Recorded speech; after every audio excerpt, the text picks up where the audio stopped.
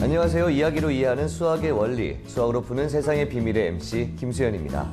안녕하세요. 일상 속 수학 이야기를 재미있게 들려드릴 수학 스토리텔러 박경미입니다. 교수님, 오늘은 또 신기하게 파인애플이 이렇게 놓여있네요. 제가 기억하기로는 우리 제작진이 방송 시작하기 전에 뭐 먹을 걸 준 적이 없거든요. 저희 보고 먹으라고 준 건 아닌 것 같고, 오늘 주제와 관련된 거겠죠? 그렇죠. 우리 끝나고 이거 맛있게 먹어야죠. 네. 근데 먹기 전에 그래도 이 파인애플에 담긴 수학적 원리 살펴봐야 되겠어요. 네. 이 파인애플의 껍질은 육각형 모양으로 되어 있는데요. 그러니까 마주보는 변이 세 쌍이 생기겠죠. 그래서 이 마주보는 변을 따라서 쭉 연결을 해보면은 나선이 만들어져요. 네. 근데 그 이제 나선이 세 가지 방향에서 생기게 되죠. 네. 세 가지 방향의 나선, 이게 어떤 의미죠? 그래서 그 나선의 개수들을 세어보면은 네. 이 파인애플의 크기에 따라서 조금씩 달라지기는 하지만은 대개의 경우 5개, 8개, 13개, 네. 혹은 뭐 8개, 13개, 21개 이렇게 되는 거죠. 그러니까 네. 지금 여기서 5, 8, 13, 21이라는 수를 잘 기억을 해두세요. 5, 8, 13, 21. 네, 알겠습니다. 기억하겠습니다. 자, 그럼 다음은요? 자, 여기 이제 그 화면에 솔방울이 있는데요. 네. 솔방울에서도 마찬가지로 이런 나선들이 만들어지는데요. 네. 이거의 개수를 세어보면 역시 솔방울의 크기에 따라서 나선의 개수가 좀씩 달라지기는 하지만은 대개는 시계 방향과 반시계 방향의 나선이 네. 5개, 8개 혹은 8개, 13개, 네. 뭐 13개, 21개 아주 큰 솔방울의 경우는 이제 그런 식으로 나오게 돼요. 그렇다면 일단 좀 아까 기억하라고 하셨던 5, 8, 13, 21, 이 숫자 두 개 같네요. 근데 사실 보면 5, 8, 13, 21이 난수표 같거든요. 그냥 무작위로 뽑은 숫자 같은데 여기는 어떤 비밀이 숨겨져 있는 거죠? 자, 이 수에 숨겨진 비밀을 한번 캐볼까요? 네. 5 더하기 8을 하면 13, 네. 8 더하기 13을 하면 21. 그러니까 네. 앞에 두 수를 더해서 그 다음 수가 만들어지죠. 네. 그러면은 요 앞에 수들도 이제 추론을 해볼 수가 있어요. 5 앞에 수는 뭐 2와 3이 올 수도 있고 1과 4가 올 수도 있겠지만은 그런 규칙을 순서대로 따르는 그런 수열을 만들기 위해서는 2, 3이 와야 되고요. 네. 그 다음에 그 앞에는 또 1, 1이 오면 되겠죠. 그러니까 쭉 정리를 다시 해보면은 어떻게 되죠? 1, 2, 3, 5, 8, 13, 20 이렇게 나가는 거잖아요. 이게 저희가 4편 자연적 수학에서 배웠던 피보나치 수열하고 똑같은 거네요. 그렇죠. 네. 예, 4편에서 우리 피보나치 수열, 식물에서 찾아볼 수 있는 그런 여러 가지 예들을 살펴봤는데요. 네. 그때 이제 해바라기 꽃에서 이제 씨앗이 촘촘하게 그 박혀 있는 부분들에서도 나선을 발견할 수 있는데 네. 그 나선의 개수가 항상 2개의 피보나치 수가 된다. 연속된 2개의 피보나치 수가 된다. 네. 또 꽃잎의 개수들은 다 피보나치 수가 된다. 또 잎이 돌아가면서 나는 잎차례에서도 피보나치 수열이 발견된다 하는 말씀을 드렸는데요. 맞아요. 오늘은 이제 이런 식물을 넘어서서 미술과 음악에 들어있는 또 주식에 들어있는 좀 다양한 피보나치 수열의 예들을 살펴볼 것입니다. 네. 미국의 천재 수학자죠. 아서 벤자민은 암산 천재로 인간 계산기, 수학의 마술사 이렇게 불렸는데요. 그가 가장 좋아했던 이 수의 배열이 바로 피보나치 수열이라고 합니다. 그 신비한 매력이 무엇인지 지금부터 만나보시죠. 피보나치 수열은 다양한 이유로 인기가 많습니다. 수열 속 일련의 숫자들 사이에는 매우 경이로운 수학적 관계가 숨겨져 있는데요. 1 더하기 1은 2, 1 더하기 2는 3, 2 더하기 3은 5, 3 더하기 5는 8로 각 숫자는 바로 앞에 나온 두 숫자의 합과 같죠. 그렇다면 그들의 제곱수를 더하면 어떨까요? 1의 제곱은 1, 2의 제곱은 4, 3의 제곱은 9, 5의 제곱은 25. 전혀 연관성이 없다고요? 그런데 이걸 보세요. 1 더하기 1은 2, 1 더하기 4는 5, 4 더하기 9는 13, 9 더하기 25는 34. 이 규칙은 무한히 이어집니다. 그렇다면 피보나치 수의 제곱수를 더하면 어떻게 될까요? 1 더하기 1 더하기 4는 6, 이것에 9를 더하면 15, 또 25를 더하면 40, 64를 더하면 104가 됩니다. 자, 이 숫자들을 잘 보세요. 이들은 피보나치 수와 관련이 없어 보이지만 이제 마법처럼 피보나치 수가 나타날 겁니다. 6은 2와 3의 곱이고 15는 3과 5의 곱, 그리고 40은 5와 8의 곱이죠. 2, 3, 5, 8. 어때요? 익숙한 수의 배열이죠? 바로 피보나치 수열입니다. 이제 피보나치 수열의 매력이 좀 느껴지시나요? 아, 정말 이 수학의 규칙성을 보면 소름 돋을 때가 너무 많아요. 참 대단한 것 같아요. 예, 이 피보나치 수열은 뭐 이름이 말해주고 있는 바와 같이 피보나치라는 수학자가 만든 것인데요. 네. 피보나치는 보나치의 아들이라는 뜻이고요. 네. 이제 13세기 초반에 활동했던 이탈리아의 수학자예요. 아버지를 따라서 아라비아를 여행한 후에 1202년에 삼반서라는 수학책을 내면서 네. 그 책의 그 유명한 토끼상 문제를 통해서 피보나치 수열을 처음 도입했죠. 이 삼반서가 중세에 쓰였던 가장 영향력 있는 수학책이잖아요. 그만큼 이 피보나치 수열에 대한 관심이 많았을 것 같아요.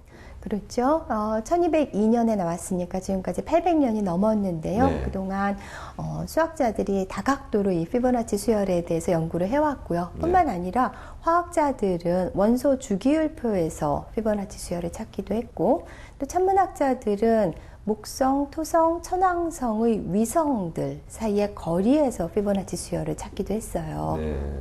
그 연구가 지금도 계속되고 있어서 피보나치 학회가 있다고 제가 들었거든요. 예, 맞습니다. 네. 1963년에 국제 피보나치 학회가 설립이 되었고요. 네. 그다음에 피보나치 수열과 관련된 연구 결과들을 실는 학술지를 창간했는데요. 피보나치 개간지, 더 피보나치 쿼털리라고 하는 거예요. 네. 근데 오늘 그 피보나치 개간지에 실렸던 네. 게임 하나 소개해 드리려고 해요. 아, 게임이요. 제가 또 게임하면 컴퓨터 게임, 또 모바일 게임 못하는 게 없거든요. 한번 해보겠습니다. 자신있게 한번 도전해보죠. 그렇게 여러 가지 게임을 참 잘하시죠. 네. 근데 그렇게 컴퓨터 게임이나 보드 게임 같은 그런 세련된 게임에 익숙해진 입장에서 볼 때는 네. 제가 소개해드리려고 하는 게임이 약간 복고풍으로 느껴질지 모르겠는데요. 네. 그래도 한번 지능 게임이니까는 소개를 해드리겠습니다. 알겠습니다. 여기 이제 돌멩이들이 이제 쌓여 있어요. 혹은 뭐 바둑돌이라고 해도 되고요. 네. 근데 둘이 번갈아 가면서 그 돌멩이를 가져가는 거예요. 네. 그런데 가져갈 때는 규칙이 있어요. 네. 처음 시작하는 사람은 하나 이상은 가져야 되는 하나 것이고요. 이상. 근데 그걸 전체를 다 가져갈 수는 없어요. 네. 그다음에 그 다음 사람이 할 때는 이전 사람이 가져간 돌의 2배까지만 다 가져갈 수 있어요. 그러니까 네. 예를 들어서 수연 씨가 2개를 가져갔다면 네. 저는 이제 하나, 둘, 셋, 4개까지 집어올 수가 있는 거죠. 네. 그리고 승패는 어떻게 갈리냐 하면은 마지막 돌을 가져온 사람이 이기게 돼요. 아, 뭐 간단한데요. 일단 시작을 해서 마지막 돌을 가져가는 사람이 이기는 거고, 처음에는 다 가져갈 수 없고 하나 이상이지만, 그리고 상대방이 이제 전 사람이 했던 것보다 2배 이상 가져갈 수 없는 거고, 한 3-4가지 규칙만 기억을 하면 되겠네요. 네. 빨리 한번 해보죠. 전 자신 있습니다. 자, 게임에 자신 있다고 하셨으니까 우리 실전으로 해볼까요? 좋습니다. 여기 돌을 쌓아놓고 가져오는 것보다는 간편하게 PDF에다가 지금 포스트잇을 붙여놨는데요. 네. 이거를 서로 가져오는 걸로. 지금 화면에 지금 14개가 붙어 있네요. 네, 맞습니다. 그럼 어떻게, 제가 아니면 교수님이. 먼저 하시죠. 제가요? 예. 제가 먼저 하면 전 이길 것 같은데요. 자, 일단 한 개를 떼죠. 네, 저는 2개를 떼오겠습니다. 2개요. 그럼 저도 2개. 저는 하나만 뗄게요. 하나요? 그러면 뭐 저도 하나만 떼죠. 자, 그러면 저는 2개를 뗄게요. 2개. 그러면 하나? 그 정도 하면 제가 느낌상 이길 것 같은데 보니까. 그러면 하나만 뗄게요. 하나요? 그럼 제가 하나나 두 개가- 2개를, 2개를 떼셔야 뗄 수가 없는 거잖아요, 지금 상황이. 그러면 제가 하나를 떼면 이게 진짜 좋네요. 그죠? 네. 예, 간단해 제가 뭐 보이는데 하나를 가져가도 그러면 제가 2개를 가져올 가져올 수 수 있고, 있고 두 개 2개를 가져오면 가져가시면 당연히 제가 좋으니까. 어차피 마지막 거를 갖고 오게 되죠. 아, 뭐 간단해 보이기는 하는데 그래도 또 나름 전략이 있어야 되는 그런 지능 게임이죠. 제가 잘 안 지는데 좀 아쉽습니다. 자, 그럼 일단 이게 어떤 게임인지 다시 한번 정리를 해드려야 될 것 같은데 지금까지 알아본 거 정리 한번 다시 한번 해주시죠. 예, 지금 수연 씨가 할 차례인데 이제 2개인 경우 네. 제가 이기게 되죠. 그렇죠. 그 다음에 3개인 경우도 아까 우리 봤듯이 네. 게임에서 봤듯이 제가 이게 수연 씨가 져요. 맞아요. 2개, 네. 3개 다 수연 씨가 지고요. 4개인 경우는 생각을 해보면은요. 수연 씨가 하나를 가지면은 제가 하나나 2개밖에 못 갔잖아요. 그렇죠. 제가 하나를 가지면 이제 2개를 가지면 되는 거고, 네. 제가 하나를 가졌는데 제가 2개를 가져오면은 이제 마지막 하나를 가질 수 있고, 그러니까 그렇죠. 4개인 경우는 수연 씨가 이겨요. 맞아, 이기네요. 예. 그 다음에 5개인 경우는 수연 씨가 다시 지가야 되고요. 네. 그래서 여기서 보면은 이제 수연 씨가 할 차례일 때 수연 씨한테 남아있는 그런 돌의 개수가 2개, 3개, 5개, 8개, 13개. 네. 이런 경우는 수연 씨가 지게 돼요. 아. 그러니까 게임을 하는 입장에서는 이제 네. 제 입장에서는 상대방에게 피보나치 수만큼이 남아있도록 만들면 되는 거죠. 제가 아까 할 때도 네. 이제 8개, 5개, 3개가 남는 상황으로 계속 그 유도를 하면서 게임을 했거든요. 아, 그러셨군요. 예. 저는 그 비법이 있었는지 정말 몰랐어요. 자연스럽게 떼는 것 같았는데 언제 계산하셨어요? 그래도 머릿속으로는 피보나치 수를 염두에 두고 있었죠. 그렇군요. 근데 지금 이 게임은 1963년 피보나치 개간지가 처음 만들어졌을 때 그해 12월호에 실린 피보나치 돌줍기, 피보나치 님이라는 그런 문제인데요. 네. 당시 고등학생이던 마이클 위니한이라는 학생이 이거를 수학적으로 증명을 했어요. 그래요? 이 증명은 이제 제켄도르프 분해법이라는 것을 이용해서 했었습니다. 그렇군요. 시청자 여러분들도 한 번씩 해보시면 재미있을 것 같다는 생각이 듭니다. 이렇게 또 게임 이외에도 일상생활 곳곳에도 피보나치 수열이 숨겨져 있다고 들었어요. 예, 피보나치 수열을 발견할 수 있는 의외의 분야가 주식시장이에요. 주식시장이요? 주식시장은 아무래도 다양한 변화가 있기 때문에 변인들이 있기 때문에 쉽지 않을 것 같은데 어디에 규칙이 있을 수 있을까요, 거기에? 미국의 증시 분석가인 엘리어트라는 분은 네. 엘리어트 파동 이론을 내놓았는데요. 그게 이제 1930년대 말이에요. 네. 근데 이제 어떻게 그 이론을 도출하게 됐냐 하면은 1930년대 이전 75년 동안 주가 변동 추이를 분석해서 네. 그래서 모종의 규칙성을 찾아냈는데요. 네. 여기 이제 보시는 바와 같이 이제 유명한 것이 상승 5파, 하락 3파예요. 네. 상승 5파. 그러니까 여기 그래프에서 보시면은 1번, 3번, 5번은 상승하고 네. 그다음에 2번, 4번 파는 이제 약간 하락을 하죠. 네. 그렇지만 이제 전체적으로는 상승세인 그런 장이고요. 네. 여기는 하락, A씨는 지금 하락하고 네. B는 이제 반등이 나오는 거죠. 네네. 그래서 상승 5파, 하락 3파인데 상승 5파는 또 상승하는 정말 올라가는 3개의 그래프와 네. 하락하는 2개의 그래프로 이루어져 있죠. 그러니까 네. 2, 3, 5가 다 피보나치 수랑 관련이 있죠. 그런데 이제 여기서 끝나는 것이 아니라 요것이 그다음에 중간 그래프를 보시면은 네. 여기에 또 작게 나타나 있죠. 네, 그래서 그렇죠. 요것으로서 또 상승 5파, 하락 3파가 되는 거죠. 그렇군요. 그러니까는 이제 요 작은 것들이 들어가면서 이제 또 전체적인 흐름이 상승 5파, 하락 3파. 여기를 보면은 이제 더 복잡한 가운데서 상승 5파와 하락 3파를 찾아볼 수가 있습니다. 이렇게 또 공식이 나오기도 하네요. 참 신기한 것 같고요. 또 제가 궁금한 게 예술가들도 자신의 작품에 이 피보나치 수열을 접목시켰다라고 하더라고요. 예, 대표적인 미술 작품이 네. 정승운 씨의 네. 설치미술가인데요. 무제예요. 무제요. 무제인데 여기에는 이제 피보나치 수열이 숨겨져 있는데 네. 지금 이걸 보면 숲과 집이라는 두 가지 글자로 이루어진 작품이거든요. 네. 근데 한번 규칙성을 찾아보시는데 제가 힌트를 약간 드려야 될 것 같아요. 힌트요, 네. 숲과 집이라는 글자의 개수가 어떻게 되는지 한번 살펴보세요. 숲과 집이요? 그럼 숲 따로 집 따로 계산하면 되는 건가요? 예, 뭐 아니면 숲 하나, 집 하나. 숲이 지금 둘, 셋, 이게 하나, 둘, 셋 이런 거죠. 예, 5, 7. 피보나치 수열처럼 1. 자, 시청자 여러분들이 보이실지 모르겠는데 이 숲 하나, 집 하나, 집도 하나, 둘, 셋, 5 이렇게 나가고 있는 거잖아요. 그렇죠. 이 아이디어를 심어놨다는 게 참 대단하고요. 사실 저는 그냥 문인 줄 알았어요. 숲인지도 몰랐었는데 숲하고 집인지도 참 대단합니다. 예, 굉장히 재밌는 아이디어를 기발한 방식으로 작품에 반영을 했죠. 네. 또 그것뿐 아니라 음악 작품에도 피보나치 수열이 반영되어 있는데요. 맞아요. 제 친구가 얘기해 준 적이 있는데, 어떻게 음악 작품에 피보나치 수열이 있지? 그래서 제가 말이 안 된다. 그랬더니 있다고 하더라고요. 설명 좀 해주세요. 예, 베토벤의 교향곡 5번 네. 운명에 보면은 운명이요? 예, 1악장 예, 맞습니다. 그 이제 주제구가 1악장에 3번 등장을 하는데요. 제일 처음과 마지막에 있고 네. 그 중간 두 번째 주제구가 나오는 것의 위치를 보면은 그 앞이 377마디, 그 뒤가 233마디인 것으로 알려져 있어요. 네. 그런데 233과 377 역시 피보나치 수죠. 네. 그래서 잠깐 좀 다시 생각할 부분은 이 베토벤의 경우는 이거를 명시적으로 반영하려고 했는지는 확실하지 않다고 해요. 네. 그러니까 이제 후대 사람들이 작품을 분석하면서 이게 뭔가 피보나치 수열과 관계가 있다. 이런 좀 견강부회식의 해석일 수도 있다라는 그런 가능성도 조심스럽게 제기가 되는데 네. 20세기 초의 음악가인 바르톡의 경우는 네. 의도적으로 피보나치 수열을 이용해서 작곡을 한 것으로 유명해요. 네.